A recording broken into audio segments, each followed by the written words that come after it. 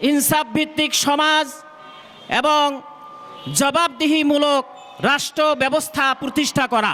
জুলাই সনদ যদি বাস্তবায়ন হয় তাহলে দেশ ন্যায়, নীতি এবং সমতার দিকে অগ্রসর হবে। জনগণের সমর্থন যেন সরকারের মধ্যে অংশীদারিত্ব থাকে, এজন্যই বাংলাদেশ খেলাফত মজলিস উচ্চকক্ষে পিআর পদ্ধতি বাস্তবায়নের দাবি তুলেছে। আমরা উচ্চকক্ষে পিআর পদ্ধতি চাচ্ছি এবং এই পিআর পদ্ধতি যতদিন পর্যন্ত বাস্তবায়ন না হয়েছে বাংলাদেশ খেলাফত মজলিস রাজপথে দাঁড়াবে।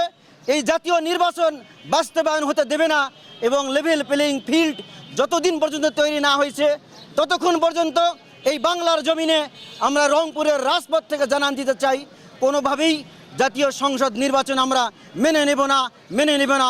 এই বাংলার জনগণ মেনে নিতে পারে না। কোনো দলের সাথে জোটে যাবে কিনা এটা কেন্দ্রীয় সিদ্ধান্ত।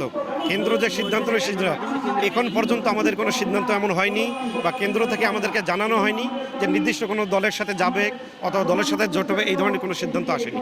ব্যানারের মধ্যে দেখেছেন আমাদের এই 5 দফা কর্মসূচির মধ্যে এটা অন্যতম একটা কর্মসূচি, যে যারা ফেসিবাদের দোষর ছিল তাদেরকে অবশ্যই কি করতে হবে, নিষিদ্ধ করতে হবে। তাছাড়া জনগণের যে আশা আকাঙ্ক্ষা এটা পূরণ হবে না।